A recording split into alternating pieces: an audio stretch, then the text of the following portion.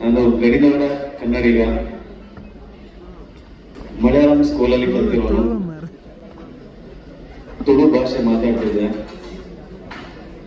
ಅಲ್ಲಿಂದ ಒಂದು ಮೊಟ್ಟೆಯ ಕತೆ ಆಡಿಷನ್ಗೆ ಬಂದು ಲೈಟರ್ ಬಿದ್ದು ತಂಡ ಸೇರ್ಕೊಂಡೆ. ನಾನು ಕನ್ನಡ ಮಾತಾಡ್ಲಿಕ್ಕೆ ಕಲ್ತಿರೋದೇ ಒಂದು ಮೊಟ್ಟೆಯ ಕಥೆಯ ನಂತರ.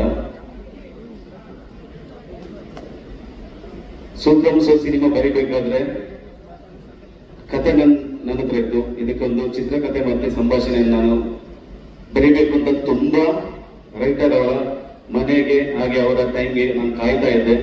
ತುಂಬಾ ಜನ ಬರ್ತೀನಿ ಸಿಗ್ತೀನಿ ಅಂತ ಹೇಳ್ತಾ ಇದ್ರು, ನಾನು ತುಂಬಾ ಕಾಯ್ತಾ ಇದ್ದೆ. ಆದ್ರೆ ಒಂದ್ ದಿವಸ ರಾಜವೀರ್ ಶೆಟ್ಟಿ ಅವರು ಹೇಳಿದ್ರು, ಇದು ನಿಮ್ದೇ ಕತೆ, ನಿಮ್ಗೆ ಹೇಗ್ ಬೇಕಾ ಬರೀರಿ, ಮತ್ತೆ ನಾನಿದ್ದೀನಿ ಅಂತ ಹೇಳಿದ್ರು. ಆ ಕಥೆಗೆ ಸಂಭಾಷಣೆ ನಾನೇ ಬರೀತಾ ಹೋದೆ. ಇವತ್ತು ನೀವು ಸಿನಿಮಾದಲ್ಲಿ ಏನ್ ನೋಡಿದೀರಾ ಅದು ಪೂರ್ತಿ ನಂದೇ ಸಂಭಾಷಣೆ. ಅದನ್ನು ಗುರುತಿಸಿ ಈ ಪ್ರಶಸ್ತಿಯನ್ನು ಕೊಟ್ಟಿರೋದು ತುಂಬಾ ಖುಷಿಯಾಗಿದೆ. ಹಾಗೆ ಇನ್ನು ಮುಂದೆಯೂ ಕೂಡ ತುಂಬಾ ಜವಾಬ್ದಾರಿಗಳಿದೆ.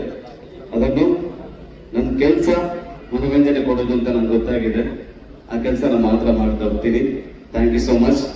ಈ ಸಿನಿಮಾದಿಂದಾಗಿ ನನಗೆ ಈ ಪ್ರಶಸ್ತಿ ಬಂದಿದೆ. ಸೂಪ್ರಂಸೋ ಸಿನಿಮಾ ಈ ಮಟ್ಟದಲ್ಲಿ ಆ ಬೆಳ್ಳಿ ತೆರೆ ಮೇಲೆ ನೋಡ್ಲಿಕ್ಕೆ ಯಾರೆಲ್ಲ ಕಾರಣರಾಗಿದ್ದೀರಿ ಎಲ್ರಿಗೂ ಶಿರವಾಗಿ ನಮಸ್ಕಾರ.